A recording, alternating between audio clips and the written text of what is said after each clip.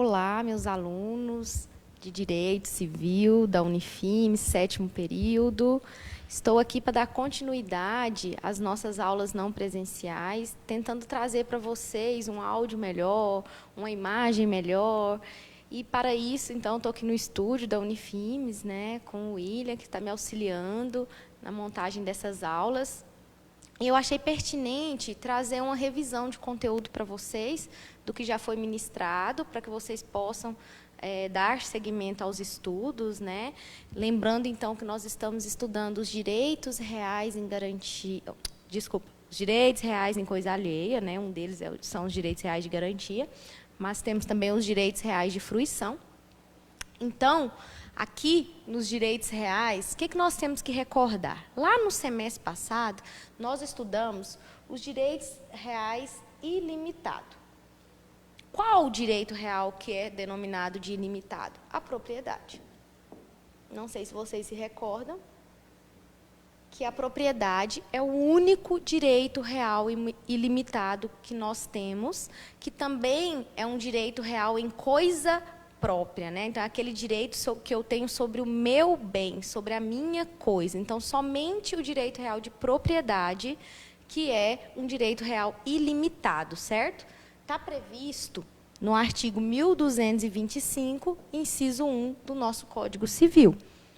Já os demais direitos reais são todos chamados de direitos reais limitados. Por quê? Porque eles sofrem uma barreira, eles sofrem um limite quanto ao uso, ao fruto ou à disposição do bem, certo? Já na propriedade, eu concentro essas 3 faculdades do domínio, que é o uso, o fruto e a disposição da coisa, certo? Então, por isso que eu chamo ele de direito real ilimitado, né? O direito real sobre coisa própria. Já os demais direitos reais são chamados de limitados. Por quê? Porque, em algum momento, ele não vai conseguir ou dispor daquele bem, ou fruir daquele bem, né? Então, ele sofre essa barreira, ele sofre esse limite, certo? Os demais direitos reais limitados dar continuidade no artigo 1225. Então, inciso 2 e seguintes do Código. Aí entra, então, a superfície, a servidão, o usufruto, o uso, a habitação, direito do promitente comprador de imóvel, entra os direitos reais de garantia, por exemplo, a hipoteca, o penhor, a anticrese, né, conforme nós já falamos, dentre outros, né? Então, turma, recordando isso, nós vamos falar sobre as características desses direitos reais. É muito importante vocês terem em mente essas características. Uma porque cai bastante nas questões de concurso e outra para que vocês, de fato, compreendam o conteúdo. Então, é importante essa aula para que vocês relembrem, recordem as características, então, dos direitos reais. A primeira característica, sem dúvida, uma das mais importantes, é o direito de sequela. O que nos diz esse direito de sequela? O direito de sequela é o poder de reaver o bem contra quem quer que seja, né? Então, se uma pessoa quer se servir de um direito real que você possui, você pode reaver, você pode perseguir. Eu falo para vocês que o direito real, ele gruda na coisa, ele gruda no bem, né? A sequela está diretamente ligada ao poder erga omnes, ou seja, contra todos. Você pode, né, se valer contra quem quer que detenha injustamente a coisa. Por exemplo, a propriedade. Se uma pessoa invade sua propriedade, se uma pessoa requer essa propriedade, você pode fazer o quê? Perseguir, ir atrás, entrar com as ações pertinentes, por exemplo. Se você tem o direito de usufruto, de usar e de fruir da coisa por um período de 10 anos. Então, durante esse prazo de 10 anos, você pode reaver contra quem quer, né, que queira esse bem injustamente, né? Então, é o seu poder de sequela, de reaver a coisa, de perseguir o bem, de ir atrás, certo? Outra característica é a preferência. O direito de preferência, turma, está ligado aos direitos reais de garantia. Lembra que eu falei para vocês que nós temos como direitos reais de garantia a hipoteca, o penhor e a anticrese. A hipoteca recai sobre bens imóveis, mais navios, mais aviões. Lembrando que navio é um transatlântico, né? Não é um barco, não é um iate, não é uma lancha.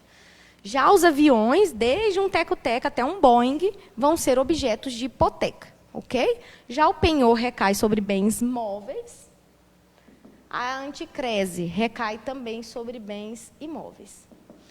Então, o que seria esse direito de preferência? Esse direito de preferência significa que o credor que possui um direito real sobre uma coisa alheia, sobre uma coisa de outra pessoa, por exemplo, uma hipoteca, um penhor ou um anticrese, ele tem a preferência no pagamento quando esse bem for vendido. Então, por exemplo, se você hipotecou uma casa, vamos supor que o Banco do Brasil é o credor.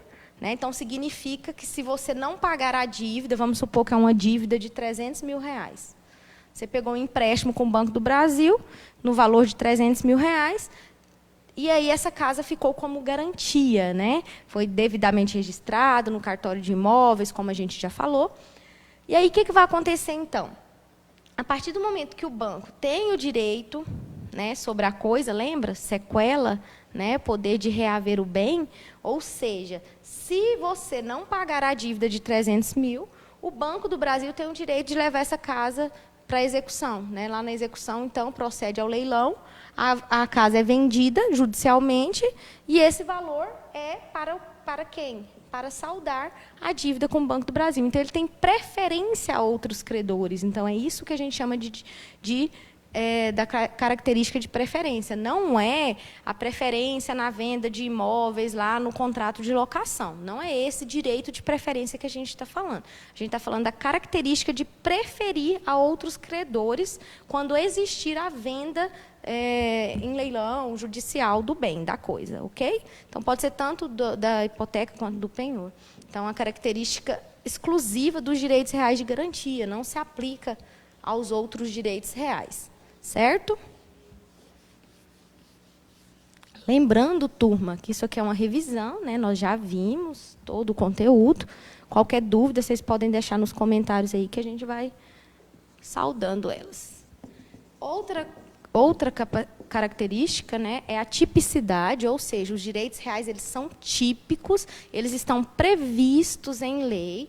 Então, eles estão na legislação, não pode as partes deliberadamente criar direitos reais, tanto é que a gente tem que seguir toda uma regra, né, para que a gente fale em direito real. Então, por exemplo, quando você vai realizar a compra e venda de um imóvel, né, quando você quer, então, o direito real de propriedade, a lei determina que seja feito via documento solene, o qual é a escritura pública, e, além de tudo, tem que proceder ao registro. Então, sem o registro no cartório de registro de imóvel, você não é dono, você não é proprietário, você não tem um direito real.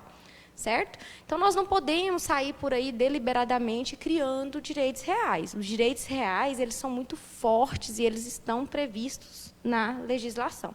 Ok? Tem leis esparsas, mas, para a gente, o que interessa é o artigo 1225 do Código Civil. Ok? Então, tipicidade.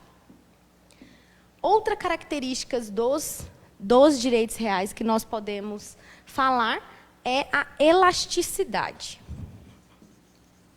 A elasticidade está ligada às faculdades do domínio, o ir e vir desses direitos, né? Por exemplo, o uso, o fruto e a disposição.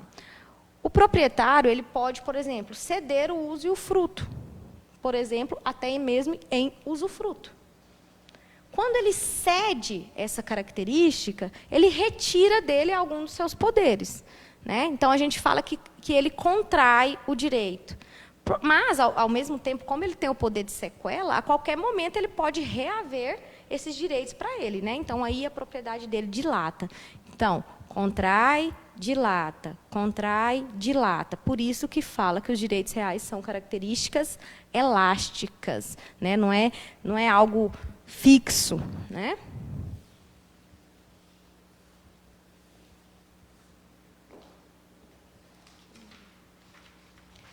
Agora, uma das características mais importantes, né, que sem ela não há que se falar em direito real, nós temos a publicidade. O direito real ele tem que ter essa característica de público por conta da força que ele possui.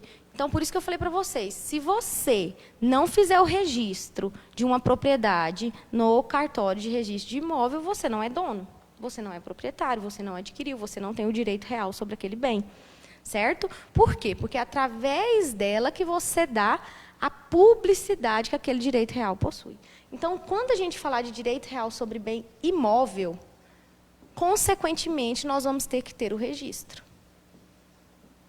Certo? Então, o registro que traz essa publicidade para um imóvel. Professor, e se for de bem imóvel? Se for de bem imóvel, em regra, a publicidade se dá pelo uso.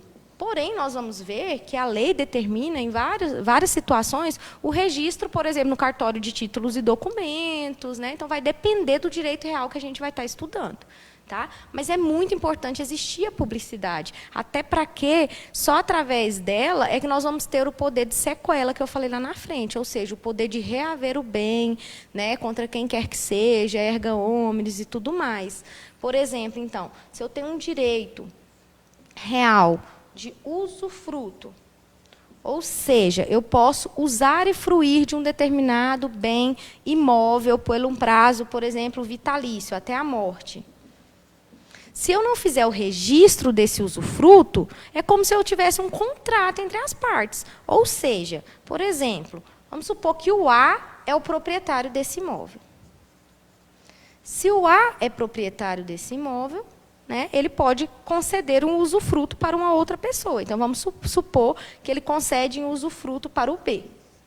Então, o A concedeu o direito real de usufruto para o B.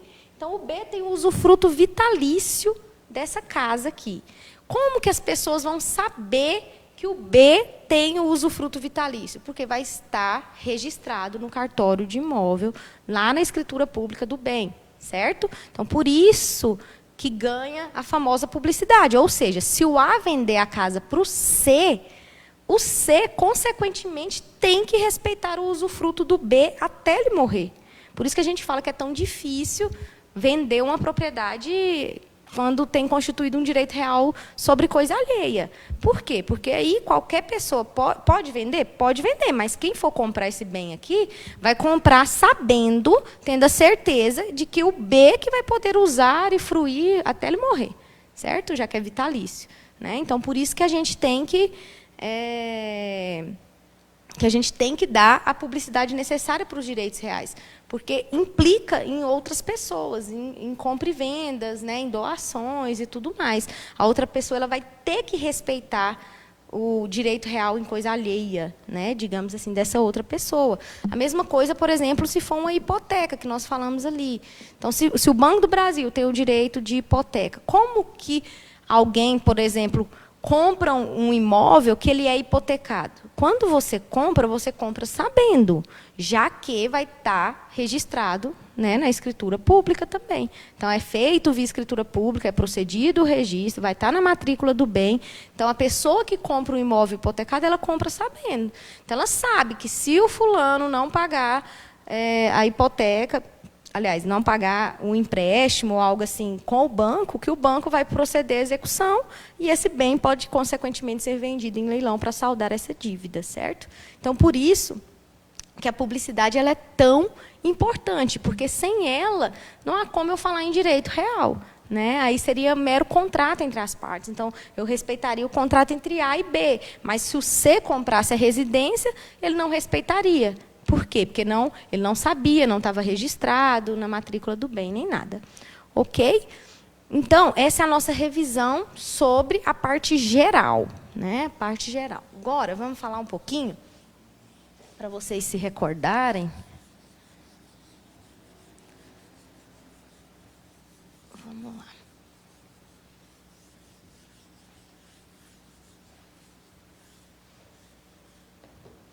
Nós vamos falar um pouquinho agora sobre o direito real de superfície.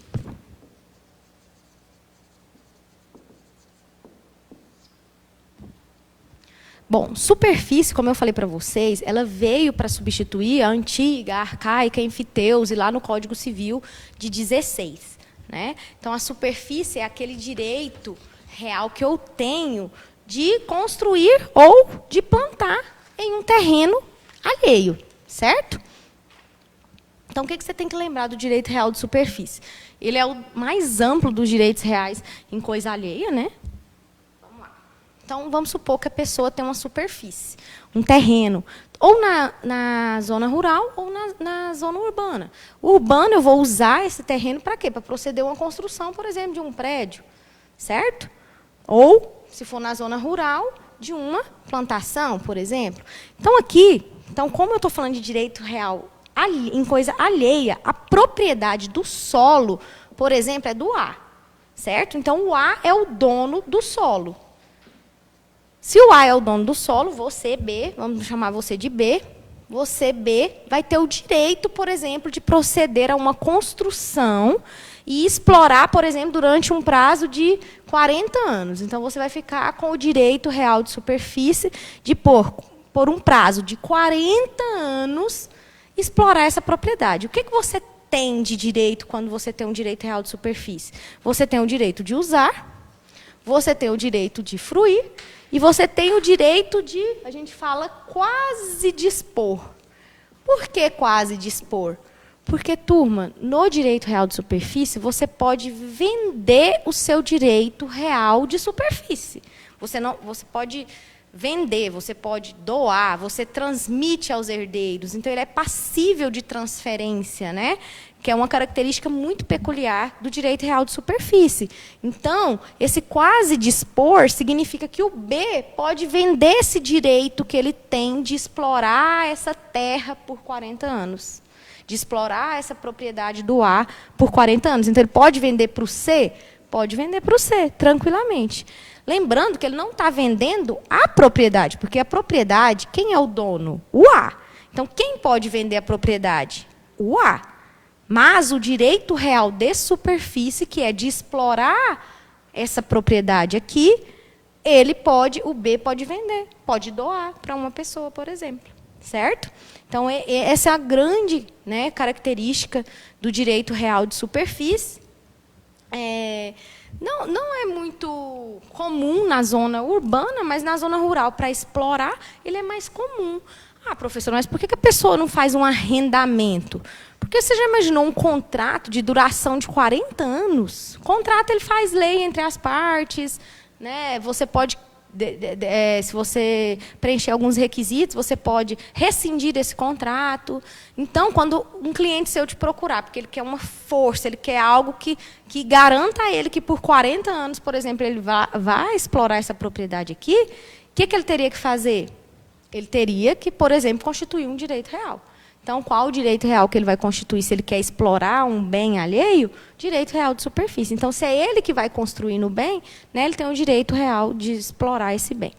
Lembrando que uma das características também do direito real de superfície é que, com isso, ao término desse direito real, o A fica com direito de todas as benfeitorias, sem ter que indenizar o B. Então, é como se a construção ou a plantação ficasse para o A, ao término da superfície, salvo se for disposto em contrato o diverso. Mas, se não, a regra é que ele fique. Outra vantagem, por exemplo, para o A, é que ele pode explorar o subsolo. Então, quem pode explorar o subsolo é o A, e não o B. Ok? Então, é outra característica, outra vantagem, digamos assim, para o dono dessa propriedade, né, desse terreno e tudo mais. Ok?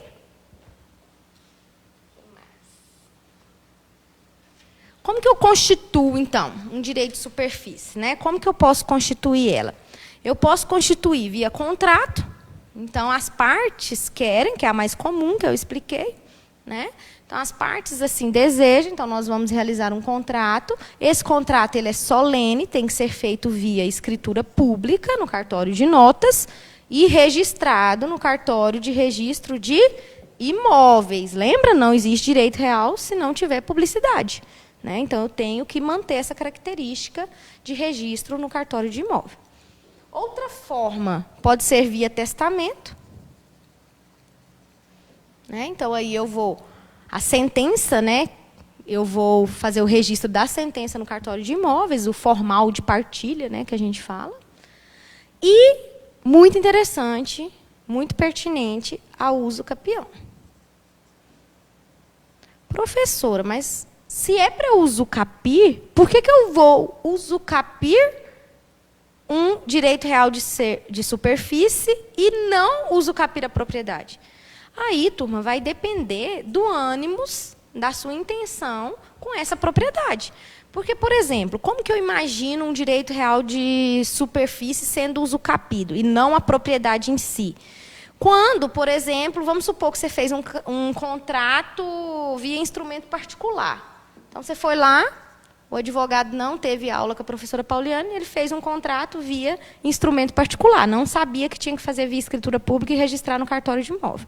Então, vamos supor que lá no contrato consta 40 anos o prazo do direito real de superfície. Certo? Então, você está lá, você está explorando, vamos supor que tem 20 anos já que você está lá. Né? Explorando a propriedade e tudo mais, tendo seu direito de superfície, o dono da propriedade morre. Então, o A morreu. Quando o A morreu, os herdeiros vieram e falaram assim, olha, o que você está fazendo aqui? Tchau, vai embora. Né? O que você vai proceder? Você vai proceder ao uso capião da propriedade? Se você pretender usucapir a propriedade aqui, o que vai acontecer? Eles vão apresentar esse contrato aqui, sua posse vai ser precária, né? Porque eles vão falar, por exemplo, que era um contrato de arrendamento ou algo nesse sentido, você não vai conseguir usucapir a propriedade. Então, você pode requerer a usucapião do quê? Da superfície, com base, inclusive, nesse contrato, né? Que vai ser um justo título. Então, com esse contrato, você pede o direito de explorar a propriedade por mais quanto tempo? Mais 20, ainda falta 20 anos, não é? Seu direito real ainda falta 20 anos de exploração. Então, com isso, a gente pode, sim, usucapir o direito real de superfície e não o direito real de propriedade. Por quê? Porque esbarraria a propriedade, você esbarraria nesse contrato. Né? Sua posse ia ser precária, você não ia conseguir adquirir a propriedade por uso capião. Então, se você pedir a propriedade por uso capião aqui, você vai perder a ação, provavelmente. Né? Então, por isso que a gente ia requerer a uso capião do direito real de superfície, ou seja, do direito de explorar essa propriedade por mais 20 anos, que é o que falta aqui, ó, nessa relação contratual, digamos assim. Ok? Quanto tempo já deu aí? Não vou mais.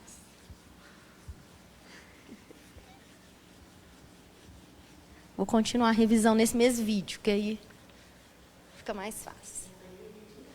Então, tá bom. Meu produtor aqui diz que não tem limites. Sou sem limites. Tá, joia? Então, tá. Então, olha só. Para transmitir esse direito real de superfície, a única coisa que você tem que se atentar é que, nessa forma de transmissão, você tem que dar o direito de preferência. Então, por exemplo, se eu vou vender o meu direito real de superfície, eu tenho que dar preferência para o proprietário. Se o proprietário vai vender a propriedade, ele tem que dar direito ao superficiário. Mas nenhum tem que pagar taxa para o outro. Lembra o laudêmio que tinha que ser pago lá na enfiteuse? Não precisa pagar taxa nenhuma, então eu posso vender para quem eu quiser. A única coisa que eu tenho é que dar o direito de preferência, certo? Ok, lembrando que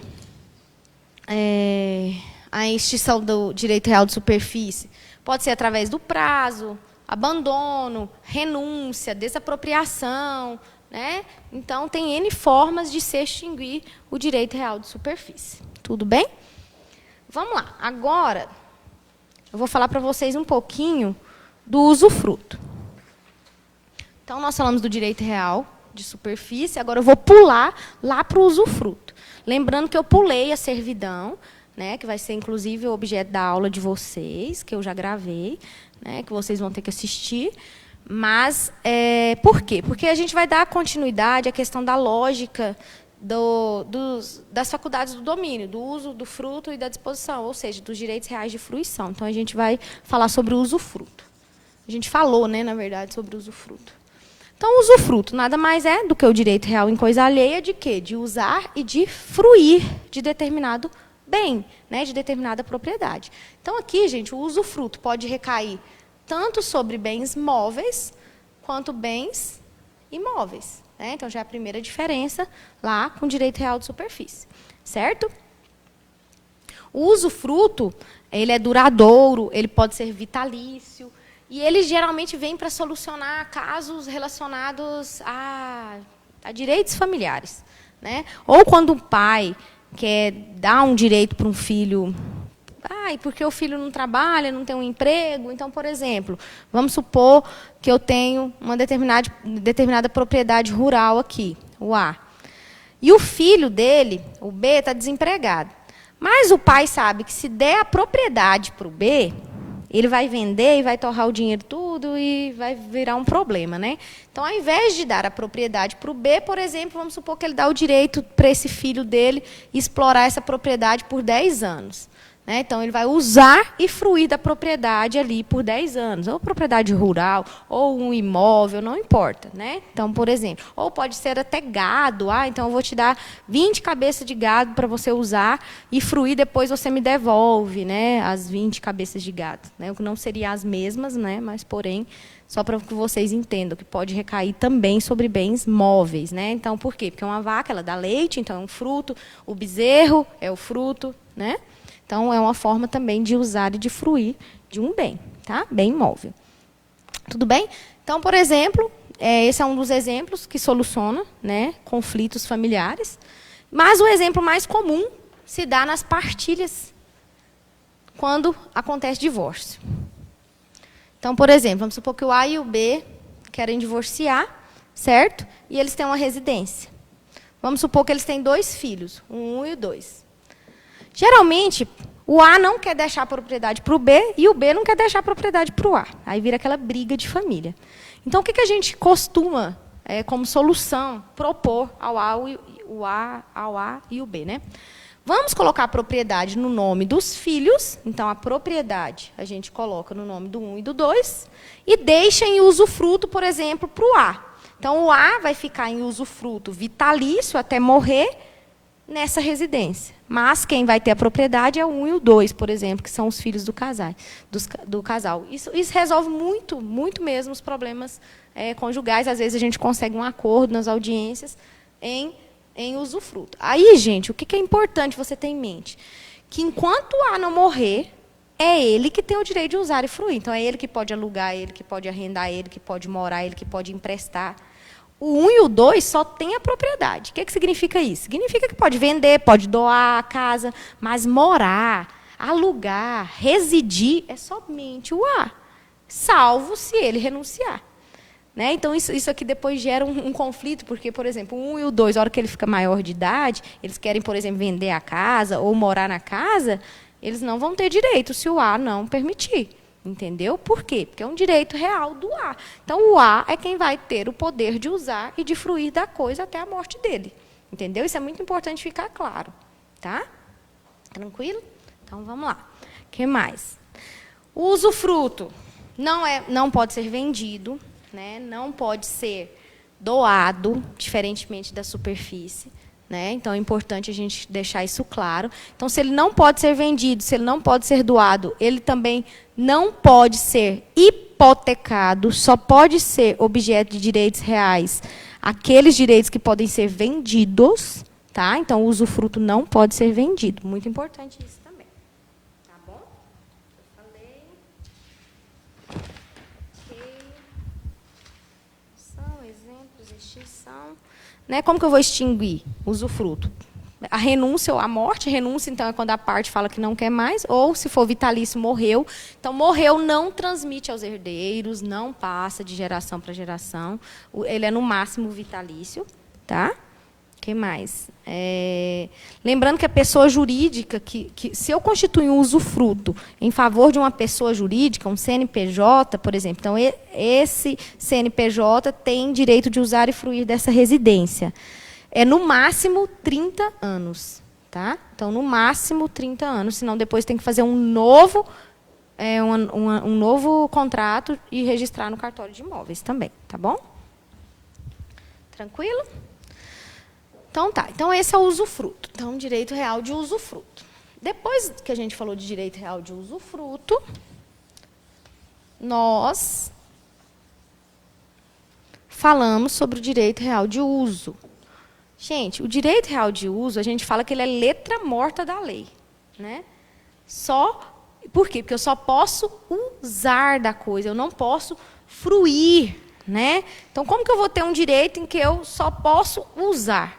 Né? Para que eu vou registrar no cartório de imóveis um uso? Né? Bem complicado a gente falar sobre isso, porque, em regra, eu não posso, por exemplo, transferir, a não ser que de forma gratuita, e mesmo assim há controvérsias na doutrina, né? Então, é complicado até eu falar para você, eu vou te dar a casa em uso, você só pode usar. Né? Não pode alugar, não pode explorar economicamente de nenhuma forma, de nenhuma maneira. Né? Então, o uso é letra morta, deveria, né, eliminar do código, para falar a verdade. Habitação. Já o direito de habitação é um mini-uso. Por quê? Porque eu concedo um direito real para uma determinada pessoa, tanto é que esse direito ele é personalíssimo, somente aquela pessoa pode residir naquele local para fins de moradia. Então, ele somente pode morar, ele e os membros da sua família, certo? Não se transfere, não se transmite a ninguém, tá? Então, muito importante a gente deixar claro. E outra coisa que é importante a gente falar, que ela é sempre gratuita. Então, não posso cobrar um aluguel, por exemplo, porque aí já não encaixaria num direito real de habitação. Então, ela é personalíssima para fins de moradia e é sempre gratuita. Intransferível, já que é personalíssima, é impossível transferir para alguém, certo? Tudo bem? Tranquilo até aqui? Então, nós vamos encerrar nossa aula de revisão, né, do conteúdo que já foi ministrado. Então, é importante ficar claro que a gente já falou sobre isso, por isso que a minha explicação está mais rápida. Então, se alguém está vendo o vídeo aberto aí no YouTube, na verdade, especificamente, isso aqui é uma revisão para os meus alunos, certo? De Direito Civil 6 da Unifimes, nesse período de aula não presencial. Nós faremos, posteriormente, a correção dos exercícios e a leitura dos artigos pertinentes. Tá? Desde já agradeço por me verem, me ouvirem.